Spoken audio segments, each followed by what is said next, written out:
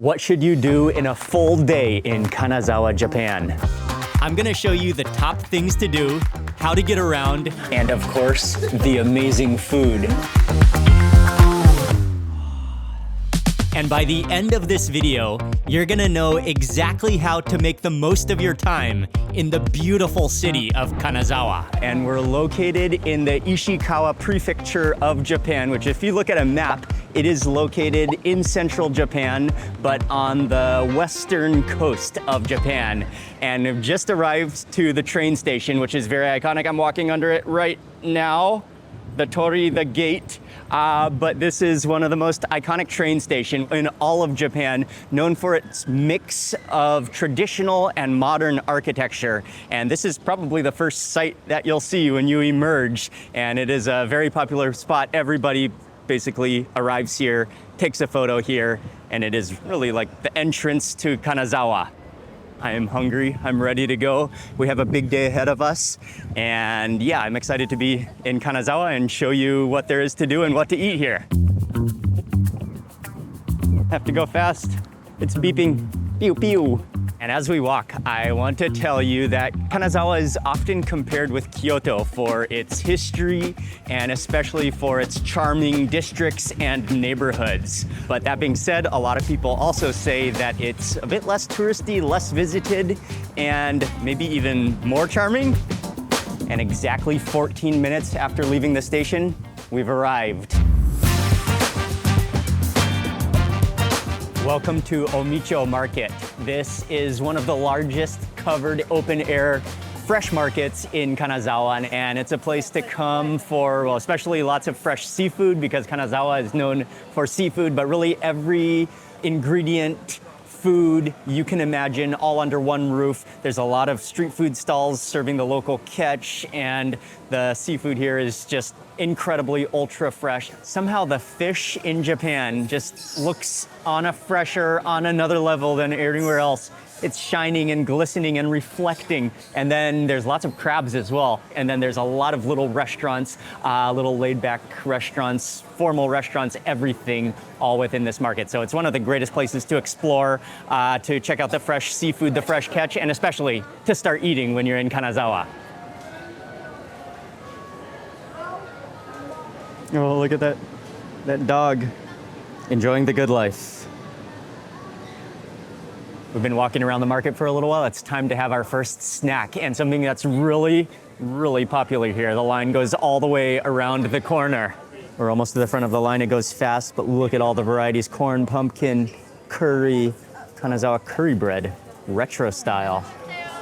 Sweet shrimp cream croquette. Sweet shrimp cream croquettes, yes. Okay, and noto. Oh, noto is a type of beef. One noto and one sweet shrimp cream.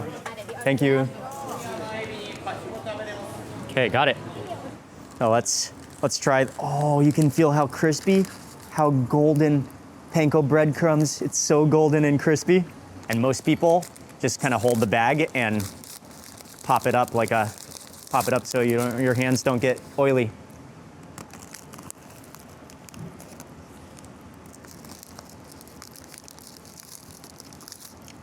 Oh, wow. Oh, that's better than expected. It's so delicate, like so crispy, creamy on the inside because I got the cream one, and then with the little pieces of the sweet shrimp on the inside. And I think they said there's potato in there as well, but it's so light and fluffy and so crispy. That is extremely tasty. No wonder everyone's waiting in line. Yeah, and I got one more that we have to try. This one is noto. It's a type of beef, Japanese beef. And for this one, I'm gonna do a different strategy. I'm gonna use my fingers, I'm gonna break it in half so we see the cross section and see all the inside of it before we take our first bite. Here we go. It's like a patty formation, all with the potato. And because this is not the cream version, it's not as creamy, it's more like the potato on the inside with minced beef on the inside.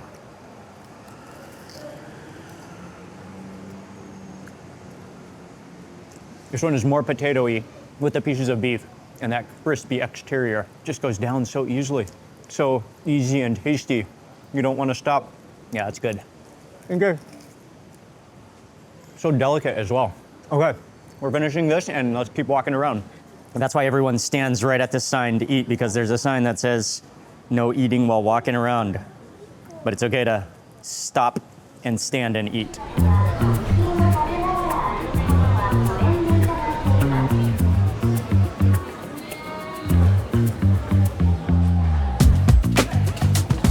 This place is a paradise of seafood in Japan, and everywhere looks good. Everywhere is so friendly. And this is one of those places where I don't think you can make a bad decision. Everything looks incredible. But we chose this place because I had just seen it online. I believe that it's called Iki-iki, and it's right at the front of the market, right as you enter on one of the sides. And it's just a little kiosk with all bar counter seating. I know it's very popular locally with Japanese. And so this is a place I wanted to try. But they have a whole like ordering system written in English, written in Japanese. And then mainly what you come here to eat are all the variations of donburis or kaizendons, which are displayed here at the top. And then they have the whole sushi menu, nigiri menu as well that you can order. I think we put our name. Oh, you have to put down our order, actually. We got to write down our order. And then, oh, thank you. Oh, she's helping us order. Okay, this is this one, same? One. One, okay. And this one, Iki-iki world. one. Ikidon one. Okay. Okay, she's helping us write it all in Japanese. Nice, you got to write down your order. One. Just one, yes. Finish? Finish, yes. Okay. Please, name, what's your name? Mark. Mark. Mark. Mark. Well, thank you very much. 1, 2, 3. Three. Three people, yes. Okay. Oh, wow, you take the tape, it's so organized, and then you paste it up here on the window for your order. Arigatou gozaimasu. Thank you. Arigatou gozaimasu. Look at the sign. Please take how much you can eat. If you have any leftovers, you have to wash the dishes for an hour. Okay, we are in. This place is so cool, so friendly, so laid back. They have some pretty hilarious signs around as well. And then just that rack of just fresh, ultra fresh fish ready to go on whatever you order. Yeah, I think I want one too. Yes. Ginger is free. Oh, ginger is free. Okay. Oh, arigatou gozaimasu. Okay, it's here. So I got the world, which is a mix of all the freshest seafood fish of the day. A variety of fish, plus some shrimp. And then there is something really unique here, which is like some blue roe, which I'm not sure is where it's from. And the way they serve it here is they serve a plate on the top. And then you have your rice on the bottom so that it doesn't, I guess it, yeah, probably preserves the rice so nothing gets mushy or soggy with seaweed on top. What a meal. So, oh yeah, that's really cool how they do it. And this is beautiful. It always amazes me, the kaisendans or the donburis, and Kanazawa is known for seafood, known for fresh fish, which is what you have to eat. Okay, so I'll put my wasabi over here. Okay, I'm gonna start with this fish right here since it's in the front. Look at the way it's just glistening and shining. Maybe a little dip into the soy sauce, a little bit of wasabi. Here we go, first bite.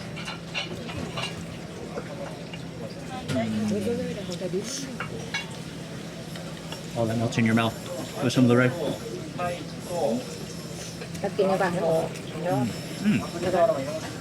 Actually, I think the rice is a little bit vinegared. Yeah. It is seasoned rice. Oh, the flavor. That fish is so fresh. Paired with that rice, with the vinegar. Oh, this is so good. Moving right down the line. Next one. Oh, this one looks fantastic. It kind of looks like maybe one of the mackerels. I think I do like it the best way to put your sashimi onto the rice and get it with a portion of rice all in one bite.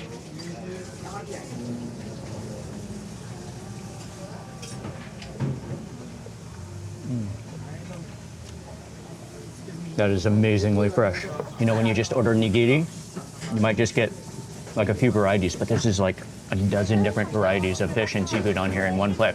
Things you might have never knew what to order, and things I don't even know what they are, or you just eat them and they're delicious. Next up, I'm gonna try the shrimp, and I know these shrimp are also famous here in Kanazawa. Oh man, this is so fresh. It's glistening and shining.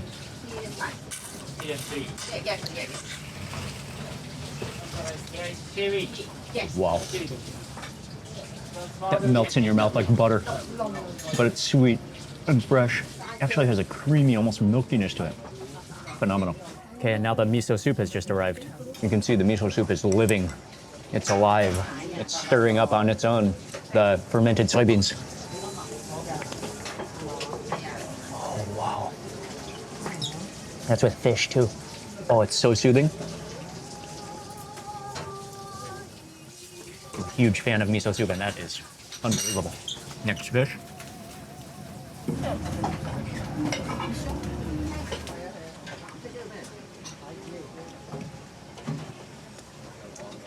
Every fish, different texture, different flavor, but unbelievably fresh, guaranteed. Next, I'm gonna go for this grilled fish, or just lightly grilled.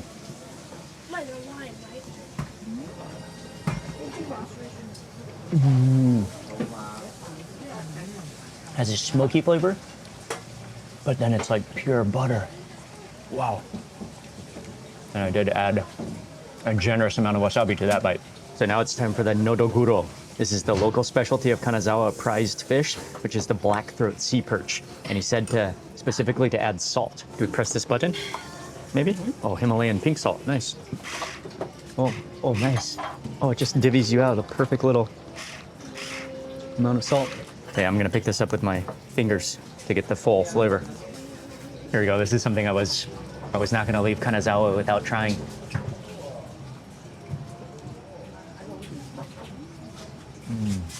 It's like buttery with a slightly chewy texture all at the same time. It's been lightly seared with a smokiness. And then when you use salt instead of soy sauce, it just gives you the full flavor of the fish in your mouth. Okay, and luckily I've finished everything down to the last grain of rice. So luckily we don't need to stay here for an hour to wash dishes. Really, eating fresh seafood in Japan in the morning in Kanazawa is one of the greatest things you can do because the seafood is as fresh as possible. And we're gonna need some energy for the rest of the day to walk around. We have a lot of walking to do. We gotta keep on moving. We gotta get out of here. As a food lover, this is the type of market I could stay at all day and eat from place to place, but we have so much still to do today. So we gotta escape, we gotta move. We have a lot more to do. But anyway, that being said, definitely give yourself a couple of hours to spend here at the market. And I think coming here early is a good idea as well because it only gets busier throughout the afternoon. But it's a great market, highly recommended, must visit when you're in Kanazawa. And just a 5-minute walk from the market, you will find Kanazawa Castle Park. And so we are en route walking towards Kanazawa Castle to visit next.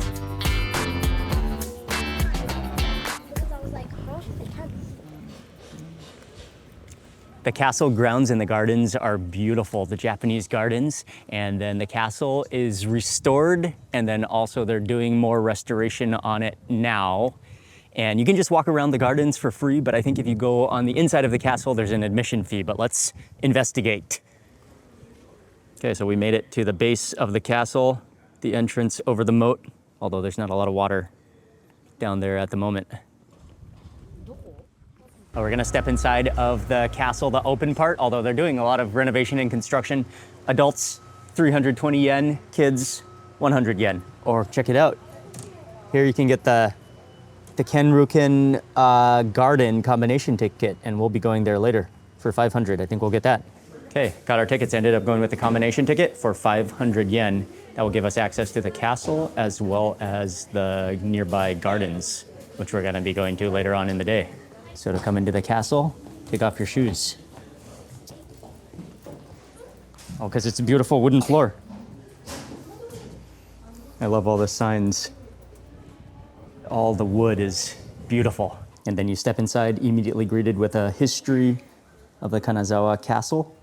Always good to know the history, but it dates back to 1580, and it was built by the Maeda clan, a very powerful family. And they've had their ups and downs. The castle has burned down a few times and been destroyed, but it's been rebuilt and now restored to its current condition. The restoration of the wood is spectacular. So nice. Even smells good. From upstairs, you have a nice view overlooking the castle, overlooking Kanazawa. And from here, it gives you a better perspective of just how fortified, how thick those walls are, and how hard it would be to get inside, how fortified this castle is with those rock walls coming up from the moat.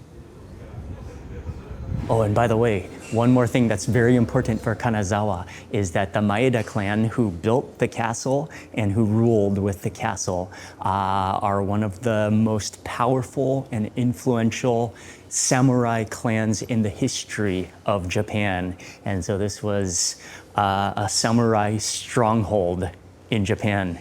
And there's a lot about the architecture that's really fascinating. I think maybe because it's been rebuilt many times, but the architecture, it remains as one of the most beautiful constructed architectural wonders of Japan and a samurai stronghold.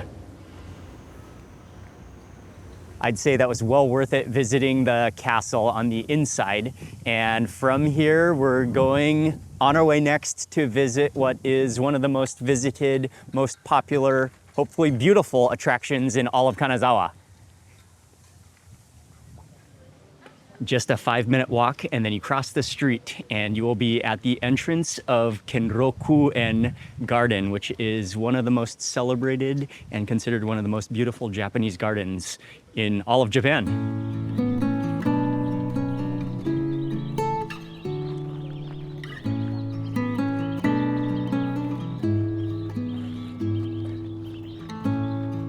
Oh, there's this almost undeniable peace that just almost immediately comes over you as you're walking through a Japanese garden. It's so peaceful, so green. I love the moss on the trees, the sound of running water, little streams, little tea houses. But yeah, already it's so beautiful. And this garden was the private garden, actually, of the royalty at the Kanazawa Castle. And so this is where they would come to take a stroll, to relax, to unwind, to enjoy nature, and to enjoy the peaceful gardens. The fountain behind me is probably not the most impressive fountain you've seen, although it is incredibly beautiful. But the reason it's famous is because it's the oldest fountain in Japan. And when it was made, it was really rare to have a fountain. And that's the reason why a lot of people take photos of it and stop for a photo at the fountain. I think this is an iconic bridge. It's pretty cool. Oh, it's so incredibly relaxing with the stream, with the greenery. Oh, it's so beautiful. Look at this beautiful, it's almost like a canyon of green and trees and moss on both sides. But from what I'm reading, the gardens is 25 acres approximately. It's one of the most ideal gardens in Japan. And actually the name Kenroku-en, it means 6 ideal qualities, which are spaciousness, seclusion, artifice, antiquity, water, and panoramic views, and they're all here.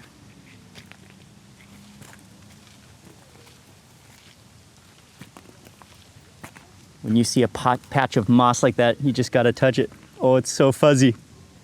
Oh, you wanna just take a nap on that moss. Micah, how does that moss feel?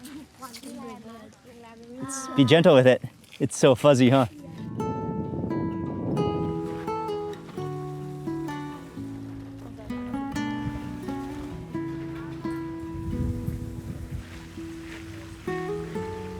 The gardens were absolutely sensational. I just found myself walking through, just peaceful, enjoying the fresh air, the neatly manicured gardens with so much history as well. So we're heading out from here, but just one more giant gulp of fresh air. Okay, that was, yeah, really one of the most beautiful gardens I've ever visited.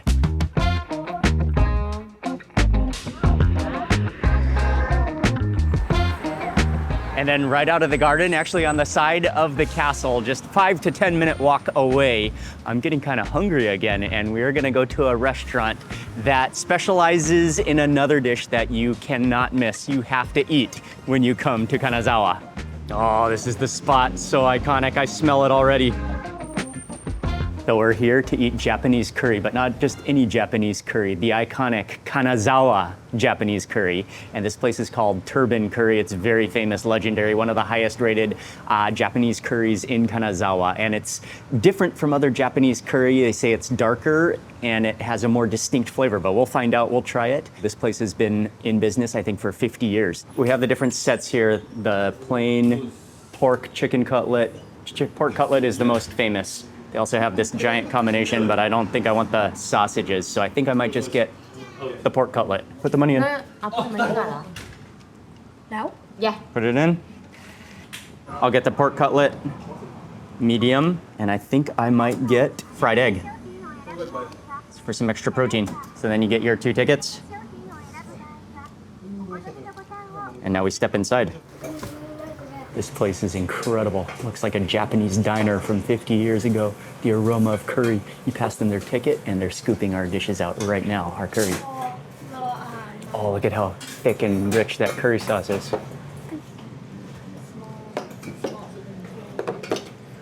And have ginger too. Oh, nice, okay. Okay, arigatou gozaimasu. Oh, we got the bar counter seats and it comes so hot and fresh. By the time you sit down, they're already simmering and deep frying your cutlet, your tonkatsu. Then they scoop out the rice. You got that really dark colored signature curry, which is made from a dark roux, what they said. And then Kanazawa style. And then also Kanazawa style is typically served with a big mound of thinly shaved cabbage. And then I opted for an extra fried egg on the side. Well, we gotta just taste that curry sauce with the rice first. Yeah, look at how dark and thick that sauce is. Oh, you can see the rice under there, but it's almost like, it's like gravy sticky and thick. It smells incredible.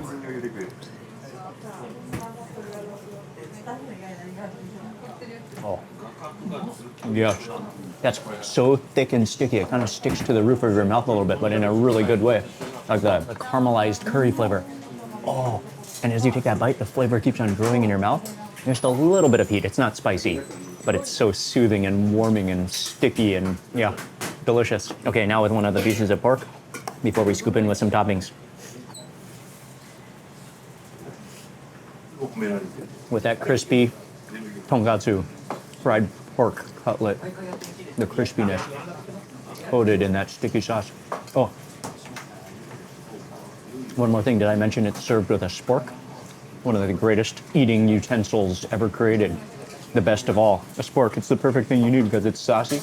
You need to scoop up rice, but at the same time you need to poke things. A spork. Now I want to get into some of that ginger. It is ginger, right? I think so. Yeah, some of the pickled, or no, I don't think it's ginger. It's actually like radish, I think. I think it's radish. It's a must to eat with Japanese curry. Sprinkle some of that on.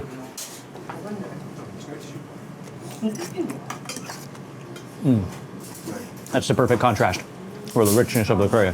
That crunch and sweetness of the pickled radish. Then for the egg, oh, the egg yolk runs. The egg was actually a complete spur of the moment decision that I made. Actually, if I'm honest with you, the guy in front of me he ordered the egg. I saw him tap the extra egg, and he looked like he had a lot of experience here. He looked like he knew what he was doing, so I had to. Well, the egg is good. Adds that extra yolkiness, plus that creaminess. I don't think I've ever had an egg with Japanese curry.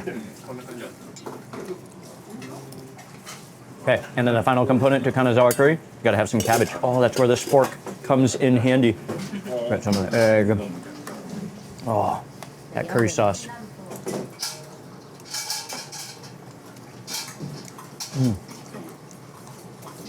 Cabbage also gives it a nice crunch and refreshes your mouth from all that sticky, rich curry. Cabbage salad, another excellent addition.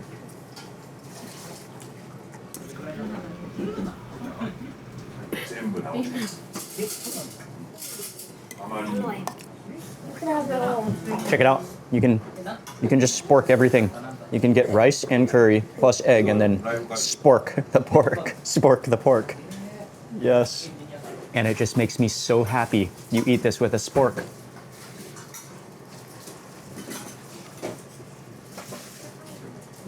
No other utensil will do to get everything on one bite like that.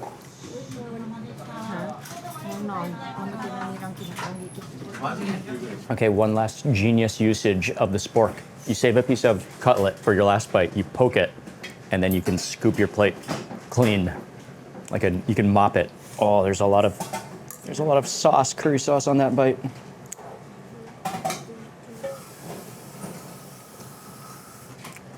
That was tasty. You have to eat Kanazawa curry. Lunch was fantastic, and now we're walking. It's about a 15 to 20 minute walk. We're going to one of the districts that's probably the most popular, one of the most iconic districts, neighborhoods in all of Kanazawa, and it is the Tea House District, but more about that when we arrive.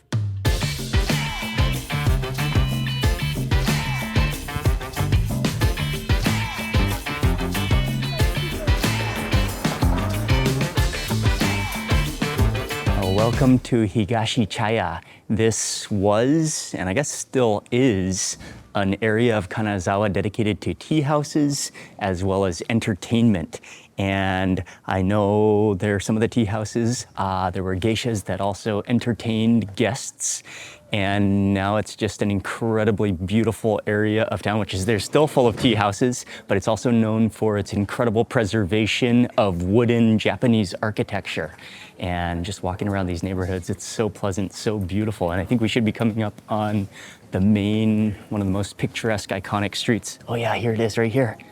Yeah, come up on this street. I immediately recognize it as one of the most iconic, picturesque, recognizable streets in Kanazawa. Probably the most photographed streets in all of Kanazawa.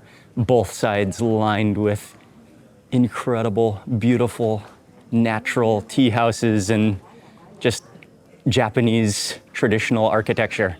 It's really beautiful, really peaceful, like straight out of a Japanese movie. And later on, we'll go to a tea shop and maybe explain a little bit more about this area, this district, and this street. But first, there's something we gotta try. Oh, nice, okay. Ooh. Wow, arigatou gozaimasu. Thank you. Had to get it, ice cream with the gold leaf. And before it starts melting, let me take a bite of the gold leaf before I tell you why it's important.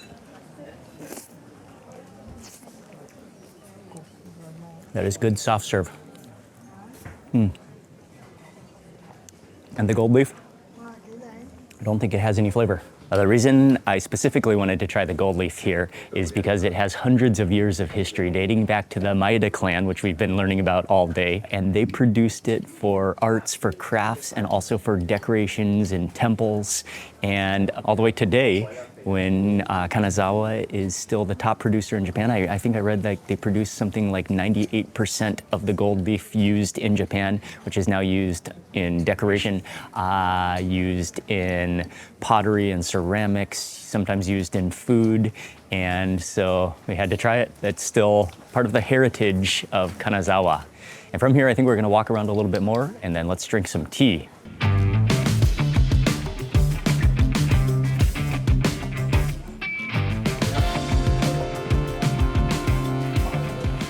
Nice. Oh, here's my matcha. Okay. Oh, wow. So a preview of the matcha that I got. Nice. Oh, this is like the pre-tea tea. Oh, this one's served cold. Oh, that flavor is amazing. Like a roasted. Oh, nice. Oh, so you whisk it right here. Oh, that steam coming off. Yeah, look at the foam. Look at the color. Yeah, that smells amazing. Wow, very nice. Arigatou gozaimasu. Oh, this tea house is incredible. So relaxing, so peaceful and warm. And the matcha looks incredible. I went with the full green combination, the matcha plus the matcha warabi mochi. And I know there's a whole ceremony. I have done a matcha ceremony before, but I know you're supposed to like turn it 3 times, I think, and then drink the whole thing. But instead, I think I'm just gonna drink I'm gonna savor it and drink a little bit at a time.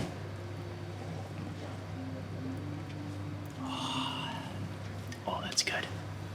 Oh, that's warm and frothy and perfect balance of sweet and bitter.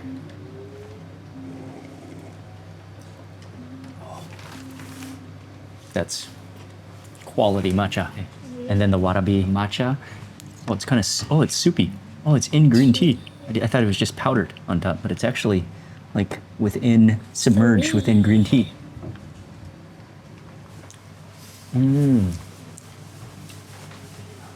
Oh, that's different from the typical mochi I was thinking of. This is more like jelly, submerged, swimming in matcha or green tea than with green tea powder on top. Oh, I like that.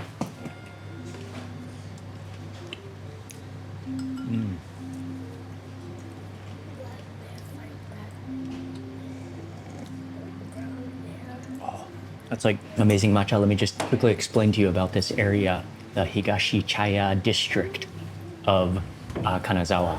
Basically, the entire district neighborhood was designated in 1820 by, again, the Maeda clan. And it was set up to be an entertainment quarter with tea houses, and it was an organized district. And also the tea houses also hosted geisha, who were there to entertain and to perform traditional music and dance and arts for the samurai, as well as for the wealthy merchants. And it remains that until today.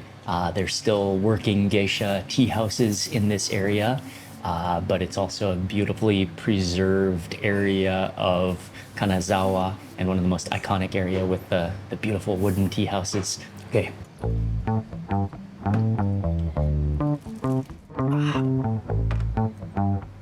Well, that place was great. Matcha was a highlight. But from here, we're on our way to another district that I'm really looking forward to, another really cool neighborhood that I'm excited to check out. We have walked over to the Nagamachi Samurai District. And of course, we've been talking about the history of samurais and the importance of samurais in Kanazawa today. And so this is like a preserved samurai housing neighborhood district where there's a lot of things to do in here. There's little places to see, there's little museums. There's also preserved houses, which are now museums, which you can walk into and see how samurais lived. And so we're gonna walk around here a little bit. Oh, it's already so pleasant and so peaceful and so picturesque. As we're walking around and it's starting to rain a bit more, we're gonna step into the Nomurake Samurai Heritage Residence. This is where an entire family, samurai family, would live. And the garden at the entrance is really beautiful. There is an entrance fee. Let's see how much it costs. Okay, so the price for adults is 550 yen. Oh yeah, price for adults, 550 yen. And you take off your shoes here at the front like many of the places, and immediately you come inside. Check this out. Whoa, a whole samurai armor outfit. That's really cool.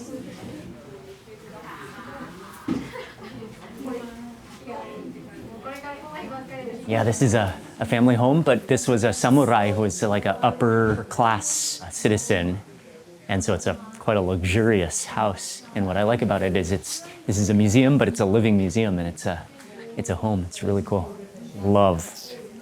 Can never not love the tatami floors and mats. It's the coziest thing on earth. And check out the outside garden. Absolutely beautiful.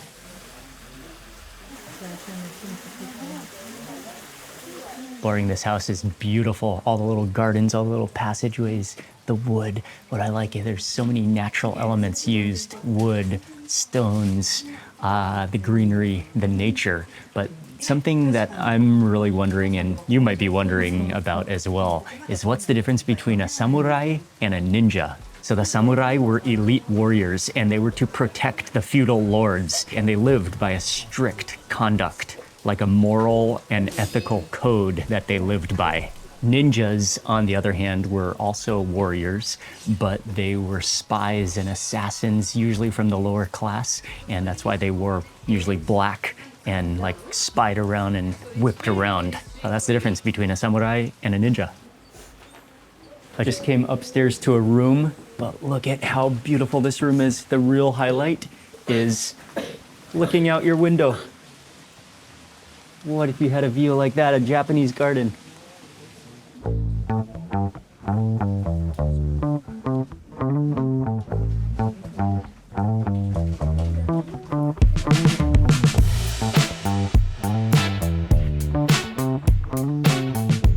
We just happened to be walking along and we came across another museum. This is showing a different side of the samurai, the lower class caste of the samurai. So this is like an everyday typical house, but so beautiful. Japanese style, the tatami mats, the living quarters, all the wood, really beautiful. And with the garden outside as well. It's not just a Japanese toilet, it's a samurai toilet, the long drop. Even the long drops in Japan are nice and cozy and beautiful.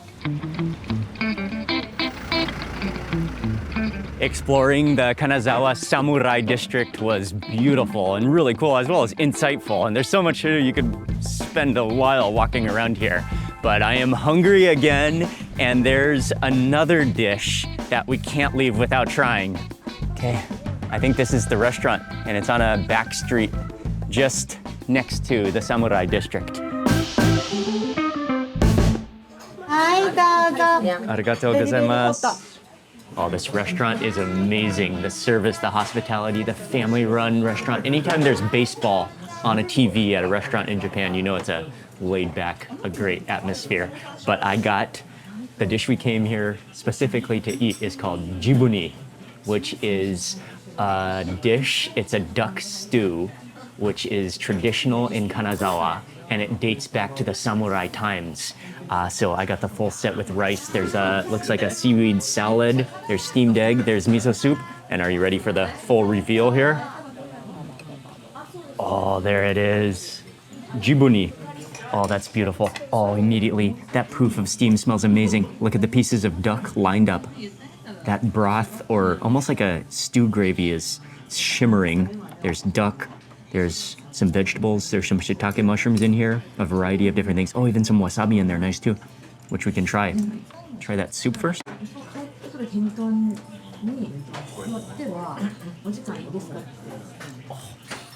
that is rich and flavorful.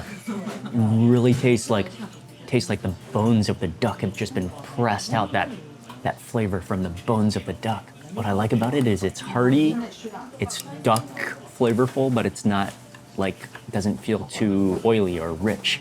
I'm gonna mix in with that wasabi into the gravy. It's like a gravy stew kind of. And let's try the duck. Big chunks of local duck.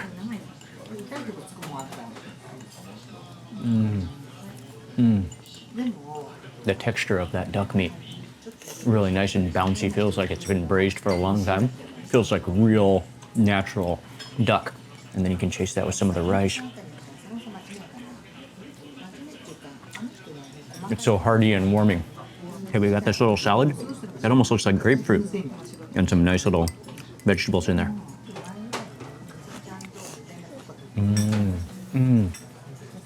That has a saltiness contrasted with a acidity, like a citrus acidity.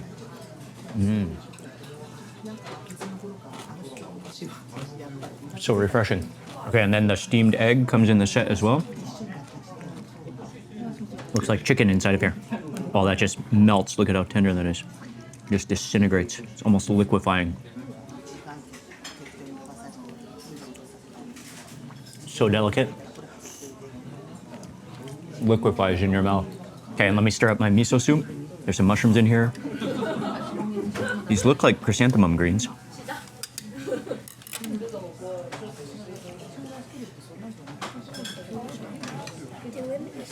Excellent. I can eat miso soup every day, multiple times a day. I love miso soup. Okay, and let's go back to the jibuni. Oh, there's a tomato. There's all sorts of little vegetables down here if you keep on digging and exploring. I'll try this, and I'll try this little guy. I want to put it onto my rice, actually. And I do want to get the full effect of that jibuni, so I'm going to put on some of the stew onto my rice. Hydrate it. Dig in with rice and the stew all together.